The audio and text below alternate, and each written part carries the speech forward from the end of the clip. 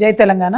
మనం చూస్తూ ఉన్నాం, మన రాష్ట్రంలో ముఖ్యమంత్రి గారు పక్క రాష్ట్రాలకు పోయి పెద్ద పెద్ద స్టేట్మెంట్లు ఇవ్వడం, నేను పెద్ద హిట్లర్ని, నేనేదో మార్పు తెచ్చేస్తా, నేను హైడ్రా పెట్టినా, నేను ఇక్కడ పేదవాళ్ళ ఇండ్లు కూలగొట్టినా అని చాలా గర్వంగా ప్రకటిస్తూ ఉన్నారు.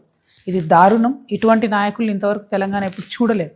నేను ఇవాళ ముఖ్యమంత్రి గారిని సవాల్ చేస్తూ ఉన్నా, మీరే హోమ్ మినిస్టరు, మీరే సీఎం.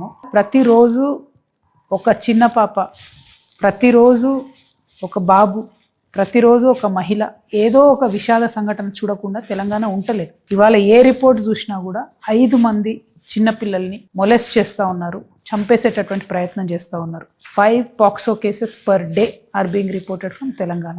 ఖమ్మంలో నేను ఒక చిన్న పాపను చంపేసేటటువంటి ప్రయత్నం, 4th ఫ్లోర్ నుంచి తోసేసేటటువంటి ప్రయత్నం జరిగింది. పట్టపగలే బట్టబయలుగా భయం లేకుండా దారుణాలు జరుగుతున్నాయంటే మీరు అట్టర్ ఫ్లాప్ అయినరు హోంమంత్రి కానీ అర్థం. మహిళల సంగతి ఆలోచించుకున్నట్టయితే మొత్తం సౌత్ ఇండియాలో మనం టాప్ ఉన్నాం.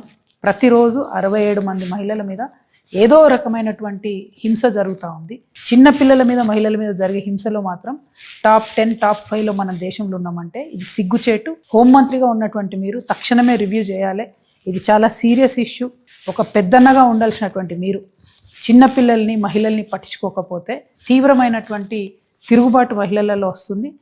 మహిళలకు రక్షణగా తెలంగాణ రక్షణ సేన ఉంటుంది కాబట్టి ఆ మహిళల్ని ఎట్లా కాపాడుకోవాలో, మరి సిటిజన్ పోలీసులుగా మేము ఎట్లా మారాలో మాది మేమే ఆలోచించుకునే పరిస్థితి వస్తుంది. అట్లా కాకుండా మీరు ఇంటర్వ్యూని కాండి అని చెప్పి ముఖ్యమంత్రి గారిని నేను డిమాండ్ చేస్తూ ఉన్నాను.